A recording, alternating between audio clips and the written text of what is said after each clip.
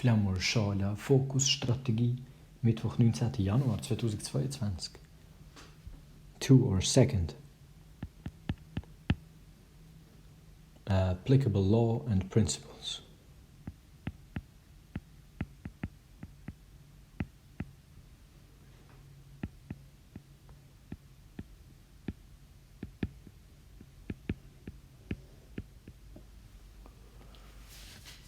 (22) After reviewing the texts, the trial chamber will elaborate first on applicable sentencing practice and second, the general principles governing the determination of punishment for crimes against humanity.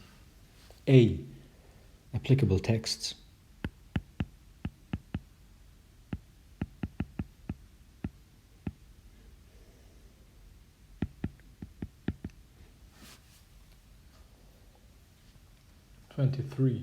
Article 23 in brackets 1, close brackets, of the statute sets forth the general principle regarding sentences and penalties as follows. Judgment. First, the trial chambers shall pronounce judgments and impose sentences and penalties on persons convicted of serious violations of international humanitarian law. Rule 100 of the rules adds pre-sentencing procedure. If the accused pleads guilty, or if a trial chamber finds the accused guilty of a crime, the prosecutor and the defense may submit any relevant information that may assist the trial chamber in determining an appropriate sentence. Article 24 of the statute spells out the factors by virtue of which the trial chamber will exercise its jurisdiction in determining penalties. Penalties. 1. The penalty imposed by the trial chamber shall be limited to imprisonment. In determining the terms of imprisonment, the trial chambers shall have recourse to the general practice regarding prison sentences in the courts of the former Yugoslavia. 2. In imposing the sentences, the trial chambers should take into account such factors as the gravity of the offense and the individual circumstances of the convicted person. 3 or third. In addition to imprisonment, the trial chambers may order the return of any property and proceeds acquired by criminal conduct, including by means of duress, to their rightful owners. Rule 101 of the rules elaborates on the duration of penalties and the factors to be taken into account when sentencing. Penalties. A. A convicted person may be sentenced to imprisonment for a term up to and including the remainder of his life. B.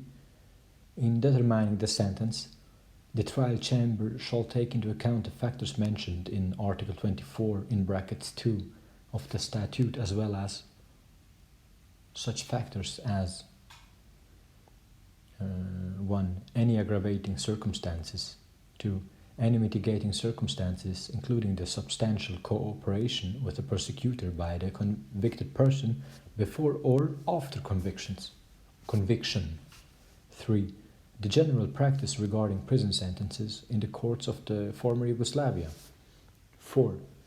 The extent to which any penalty imposed by a court of any state on the convicted person for the same act has already been served, as referred to in Article 10 in brackets 3, close brackets, of the statute. C. The trial chamber shall indicate whether multiple sentences shall be served consecutively or concurrently. D. The sentence shall be pronounced in public and in the presence of the convicted person, subject to sub-rule 102 in brackets B. E. Credit shall be given to the convicted person for the period, if any, during which the convicted person was detained in custody pending his surrender to the tribunal or pending trial or appeal. 24. Article 27 of the statute deals with how sentences are to be enforced.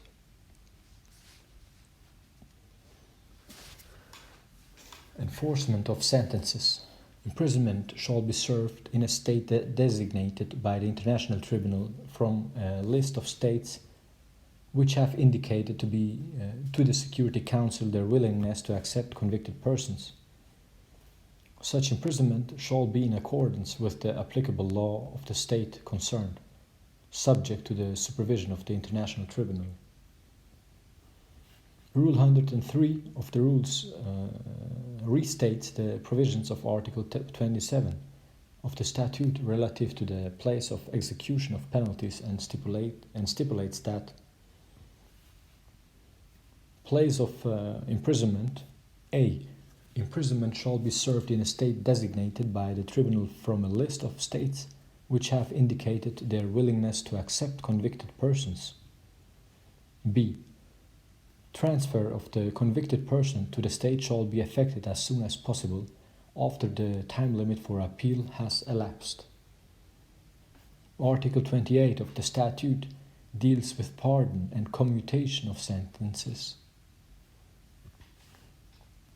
Pardon or commutation of sentences. If pursuant to the applicable law of the state in which the convicted person is imprisoned, he or she is eligible for pardon or commutation of sentences, the state concerned shall notify the International Tribunal accordingly. The President of the International Tribunal, in consultation with the judges, shall decide the matter on the basis of the interests of justice and the general principles and of law. Rule 104 of the rules prescribes the International Tribunal's supervision of imprisonment. Supervision of imprisonment. All sentences of imprisonment shall be supervised by the tribunal or a body designated by it. B. Sentencing practice applicable when an accused is found guilty of a crime against humanity. Sentencing practice in case of a crime against humanity. Again, B. Sentencing practice applicable when an accused is found guilty of a crime against humanity. 25. Under the terms of the statute and the rules, the International Tribunal imposes on an accused who pleads guilty or who is found guilty only prison sentences for terms which may include imprisonment for life. Consequently, any other form of penalty, such as a death sentence, forced labor, or fines, is excluded. The same provisions apply to all the crimes falling within the International Tribunal's jurisdiction, whether grave breaches of the Geneva Conventions of 1949, in brackets Article 2 of the statute, close brackets, violations of the laws or customs of war, in brackets Article 3 of the statute, close brackets, the crime of genocide,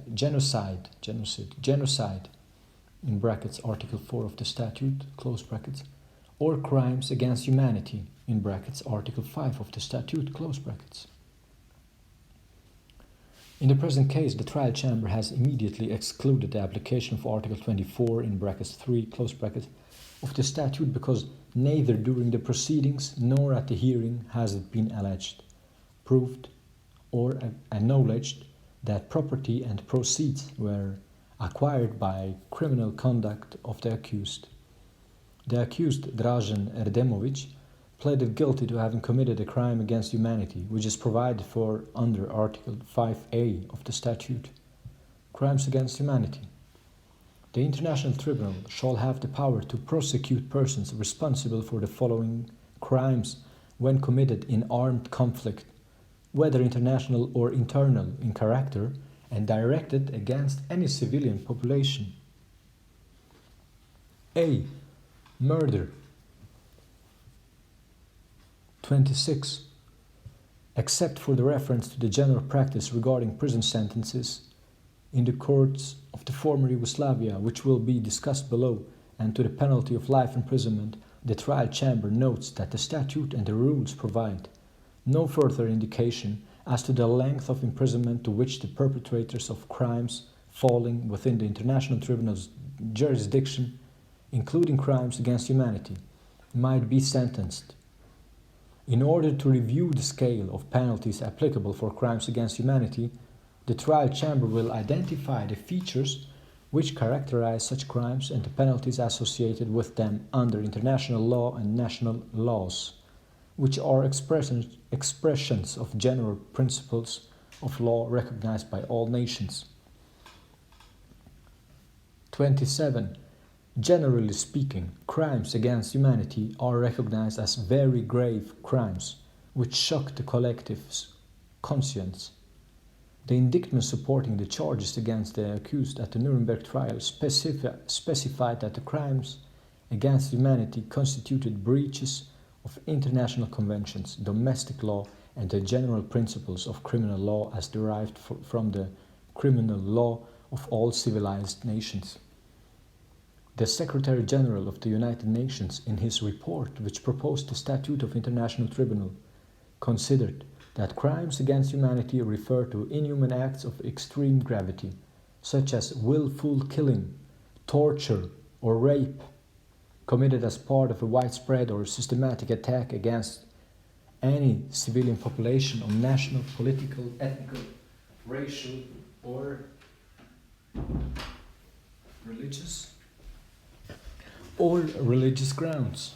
So, the Secretary General of the United States in his report, which proposed the Statute of International, considered crime against humanity referring of extreme gravity, such as crimes. Also, there are crimes against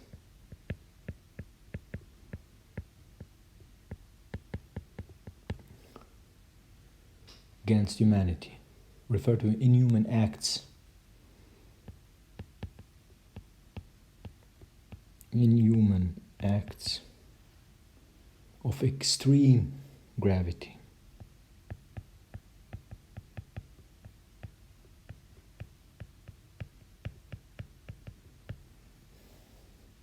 Such as willful, means with the will to kill, willful killing.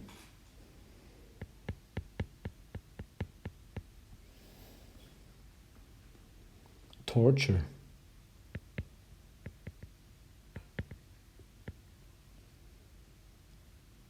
or rape.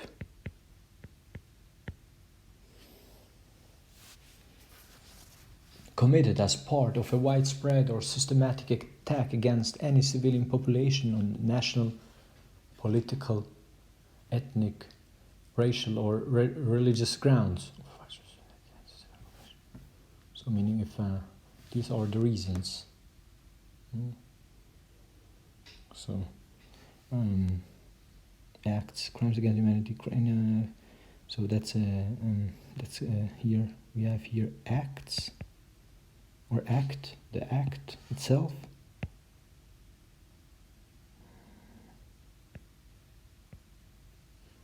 That's the act.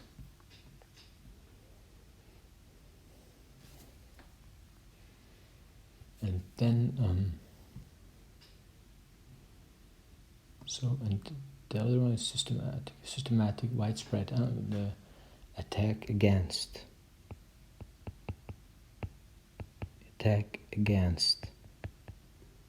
or synonym, a reason behind, or just reason, motivation, attack against,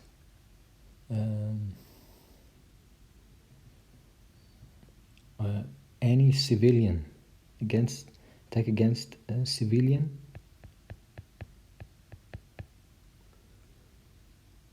population on grounds, on the following grounds.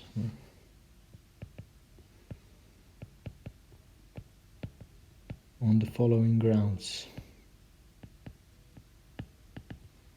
One of them is national ground.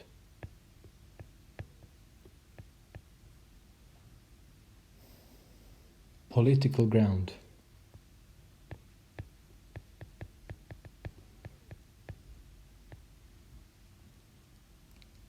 Ethnic ground.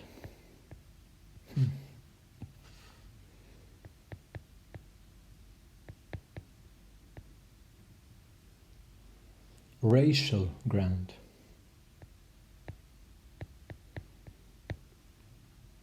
Religious ground.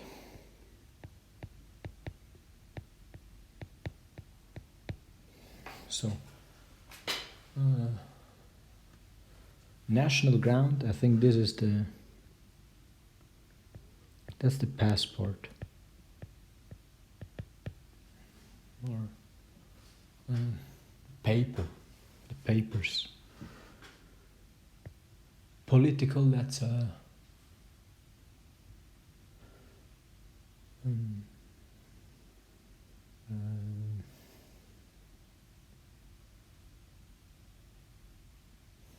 let's say interests.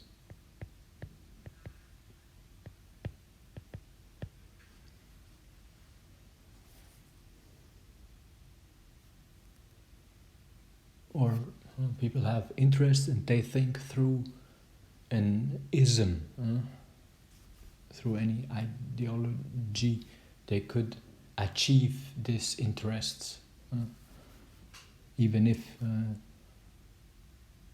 problems aren't. They're even if ism is not a solution for problems. I think it never was, and it will never be. A problem has a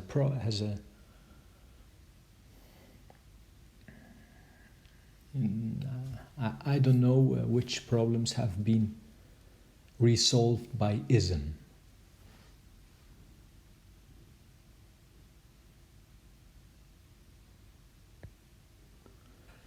Ethnic, in fact, ethnic, that's not genetic. Ethnic, that's I think that's language. Even if some call an ethnicity based on religion, but a religion is beliefs, what someone believes. Believing, the beliefs. People believe something.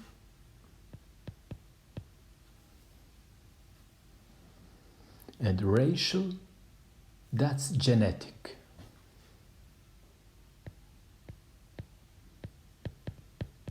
So, if there is an act of willful killing, by whatever means, I suppose, or an act of torture, the question is, where does torture start and where does it end, and before it is killing? But then it's willful. And the act of rape against civilian population, meaning that doesn't mean unarmed people. Civilians, they can be armed too, but because in another text you will hear it, there are armed civilians, or civilians are described as non-armed civilians, so there must be armed civilians too. I think civilian means just not acting under a command. There's no hierarchy or befälskräfte. I think it's like something like that must definition be. And so if they attack against civilian population on the following grounds, on the national, so meaning people with another passport, political, because people have some interests, because those civilians have some interests, and political is a very bright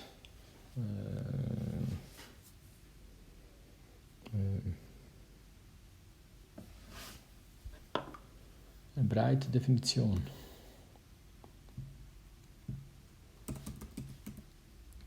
wide definition.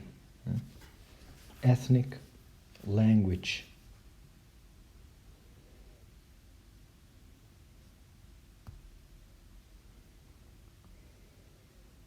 racial, genetic, and religious beliefs.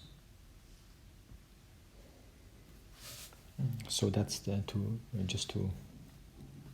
I think this is an important part here of the definition of what constitutes what is defined as a crime against humanity. So again, the Secretary General of the United Nations, in his report which proposed the Statute of International Tribunal, considered that crimes against humanity refer to inhuman acts of extreme gravity such as willful killing, torture or rape committed as part of a widespread or systematic attack against any civilian population on national, political, ethnic, racial or religious grounds, in brackets S/25704, paragraph 48, close brackets, italics added, also in brackets. Then, in 1994, the International Law Commission asserted that the definition of crimes against humanity encompasses inhuman acts of a very serious character, involving widespread or systematic violations aimed at the civilian population in whole or in part, in brackets, Report on the International Law Commission 1994, supplement number 10 in brackets A/49/10. Close brackets. Commentary on the draft statute for an international criminal court, Article 20, paragraph 14, close brackets, open brackets, italics added, close brackets. 25. Crimes against humanity are serious acts of violence which harm human beings by striking what is most essential to them, their life, liberty, physical welfare, health, and or dignity. So, essential. So what is essential in human beings? So there is humans. So it supposes that those things here are essential for a human.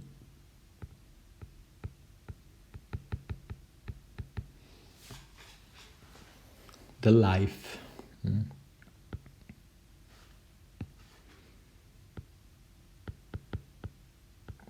So what does essential mean?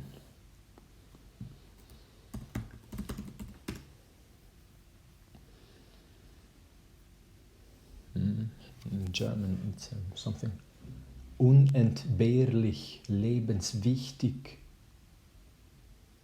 That's from the definition of from Oxford Languages.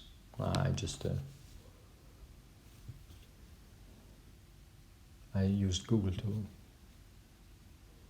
It says unentbehrlich, lebenswichtiges Gut, wesentlicher Punkt, wesentliche Sache, perhaps essential synonym.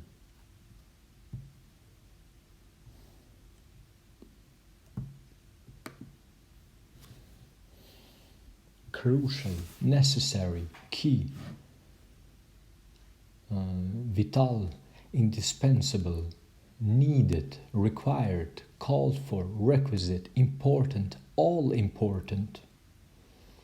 That was the list of adjectives. And now nouns. Necessity, prerequisite, something that is for requisite, requirement, need, condition, precondition, specification, stipulation, qualification.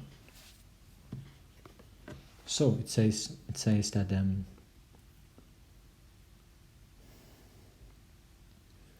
so that was the definition of essential. So life is essential for human beings. Liberty too.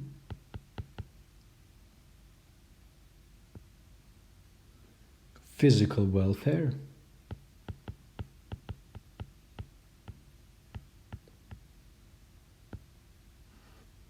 health,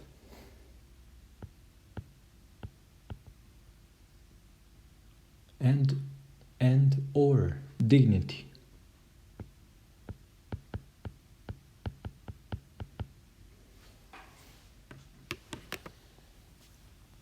They are inhuman acts that by their extent and gravity go beyond the limits tolerable to the international community, which must perforce demand their punishment. But crimes against humanity also transcend the individual, because when the individual is assaulted, humanity comes under attack and is negated. It is therefore the concept of humanity as victim which essentially characterizes crime against humanity. 29. Under the terms of Article 27 of the Charter of the Nuremberg Tribunal, if that tribunal found an accused guilty of a crime against humanity pursuant to Article 6 in brackets C close brackets, it could pronounce a death sentence or any other punishment it deemed just. Of the 22 persons tried at Nuremberg, 16 were convicted of crimes against humanity, 12 were sentenced to hang and 4 to prison terms, one of which was for life, 2 for 20 years and the other for 15 years. Moreover, the military tribunals which were established in the occupied zones at the end of the Second World War to try the Axis war criminals as pronounced death sentences on many accused found guilty of crimes against humanity. 30. As in international law, the states which included crimes against humanity in their national laws provided that the commission of such crimes would entail the imposition of the most severe penalties permitted in their respective systems. As regards the relevant laws in the former Yugoslavia, which will be examined in detail below. At this point, it need only be mentioned that the criminal code of the Socialist Federative Republic of Yugoslavia, in brackets hereinafter criminal code of the former Yugoslavia, close brackets, prescribed the harshest penalties for the commission of acts of genocide or war crimes against the civilian population. 31. The trial chamber thus notes that there is a general principle of law common to all nations whereby the severest penalties apply for crimes against humanity in national legal systems. It thus concludes that there exists in international law a standard according to which a crime against humanity is one of extreme gravity, demanding the most severe penalties when no mitigating circumstances are present. 32. It might be argued that the determination of penalties for a crime against humanity must derive from the penalties applicable to the underlying crime. In the present indictment, the underlying crime is murder, in brackets Article 5A of the statute, close brackets. The trial chamber rejects such an analysis, identifying the penalty applicable for a crime against humanity. In the case in point, the only crime falling within the International Tribunal's jurisdiction cannot be based on penalties provided for the punishment of a distinct crime not involving the need to establish an assault on humanity. 33. The trial chamber will now review the reference to recourse to the general practice regarding prison sentences in the courts of the former Yugoslavia, as provided in Article 24 in brackets 1 closed of the statute and subrule 101 or 101 in brackets A close brackets of the rules. It will therefore review both the content of the notion of the general practice regarding prison sentences and the nature of recourse to that practice. 34. An initial interpretation might refer back to the relevant provisions of the law in the former Yugoslavia, in effect at the time of the events herein described. These provisions are found in Chapter 16 of the Criminal Code of the former Yugoslavia, which makes offences of criminal acts against humanity and international law. The criminal codes of the former Yugoslavia republics contain no provision on this subject. Articles 141 or 140 and 1 to 150 and 6 of Chapter 16 of the Criminal Code of the former Yugoslavia cover inter alia genocide and war crimes perpetrated against the civilian population. Under the terms of these provisions, those crimes are punishable by a prison term of a minimum of 5 years and a maximum of 15, or by a death sentence. Pursuant to the same code, a 20-year prison term may be imposed instead of a death sentence. That sentence may also be imposed in cases of aggravated crimes. 35. The trial chamber notes that a crime against humanity as defined in Article 5 of the International Tribunal Statute is not strictly speaking provided for in the criminal code of the former Yugoslavia. Upon examination of this code, however, the trial chamber is of the opinion that the only principle which should be given weight is this, that the code reserves its most severe penalties for crimes including genocide, which are of a similar nature to crimes against humanity. It goes on with 36. I will read it up to 40 because then comes Part C, Legal Principles Governing Sentencing. 36. The trial chamber notes that the above direct and straightforward approach refers only to the provisions of the law.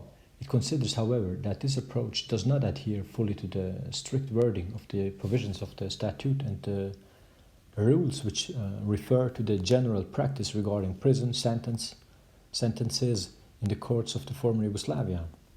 In brackets, Article 24 of the statute and Sub-Rule 101 B3 37. Siffra 3. Three eyes. 37. Consequently, this reference to the general practice regarding prison sentences may be interpreted also as a reference to the case law of the courts of the former Yugoslavia. The trial chamber notes that there have been no decisions relating to cases similar to those before the International Tribunal, which might serve as precedents for the matter at hand. The trial chamber was unable to obtain the factual elements which characterized the specific cases which came before the national courts of the former Yugoslavia and which the latter took into consideration when determining the length of prison sentences. Therefore, in light of the limited number of decisions available, the trial chamber cannot draw significant conclusions as to the sentencing practices for crimes against humanity in the former Yugoslavia. In this respect, the briefs filed by the parties provide no additional guidance. 38.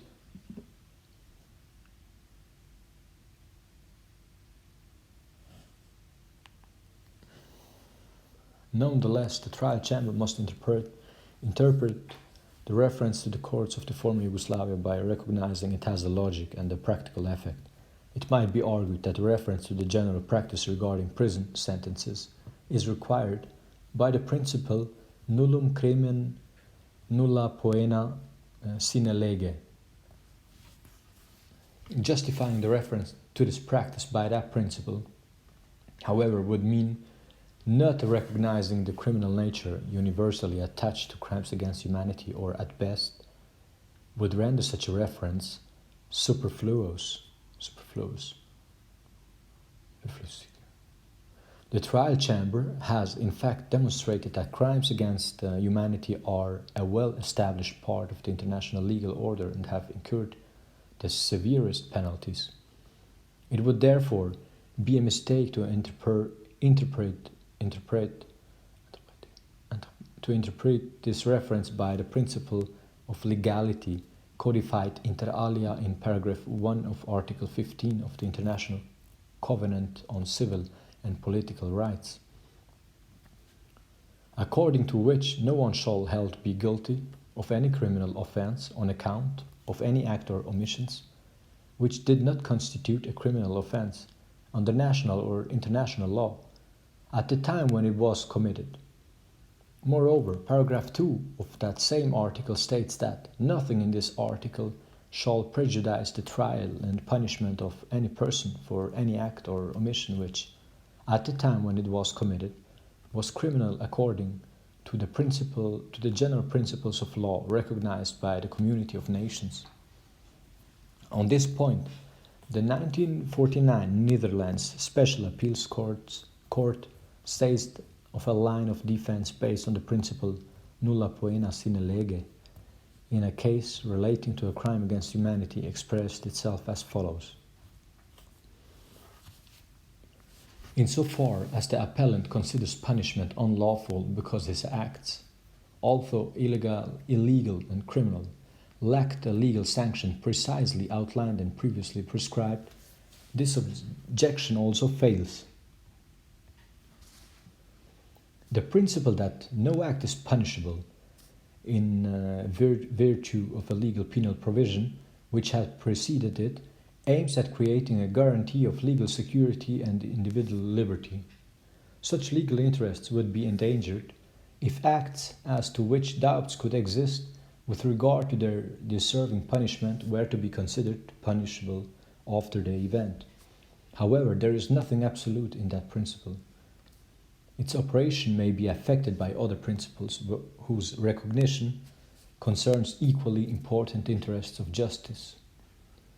These latter interests do not permit that extremely serious violations of generally accepted principles of international law, in brackets, the criminal character of which was already established beyond doubt at the time they were committed, close brackets, should not be considered punishable solely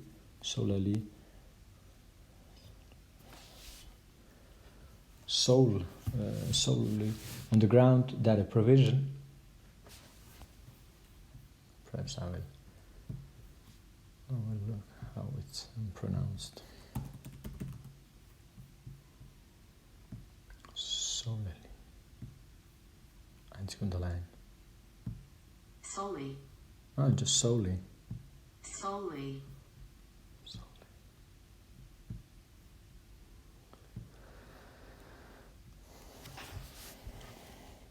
Should not be again. This later interests do not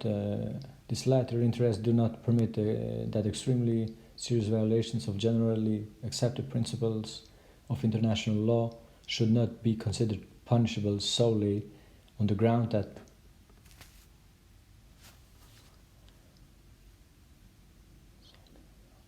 the previous threat of punishment was absent. In brackets, Router Special Appeals Court, Netherlands, 12th January 1949, ILR, 1949, pages 542 to 3. Okay. 39. Given the absence of meaningful national judicial precedents and legal and practical obstacles to a strict application of the reference to the general practice regarding prison sentences in the courts of the former Yugoslavia, the trial chamber considers that reference to this practice can be used for guidance, but is not binding. This opinion is supported by the interpretation of the Secretary General of the United Nations, who in his report considered that in determining the term of imprisonment, the trial chambers should have recourse to the general practice of prison sentences applicable in the courts of the former Yugoslavia, in brackets S/RES/827, in brackets 1993, close brackets, paragraph 111. Or 111, close brackets, italics added. Close brackets. Furthermore, as the Secretary General noted, the reference is limited to the length of the imprisonment, 4T. In conclusion, the trial chamber finds that reference to the general practice regarding prison sentences applied by the courts of the former Yugoslavia is, in fact, a reflection of the general principle of law internationally recognized by the community of nations, whereby the most severe penalties may be imposed for crimes against humanity. In practice, the reference means that all the accused who committed their crimes on the territory of the former Yugoslavia could expect to be held criminally responsible. No accused can claim that at the time the crimes were perpetrated, he was unaware of the criminal nature of his acts and the severity of the penalties sanctioning them. Whenever possible, the International Tribunal will review the relevant legal practices of the former Yugoslavia, but will not be bound in any way by those practices in the penalties it establishes and the sentences it imposes for the crimes falling within its jurisdiction.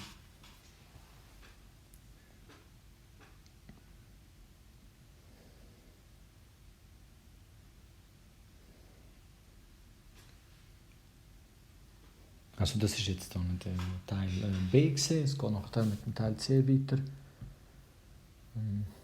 Also ich gehe jetzt noch nicht in die Interpretation rein, aber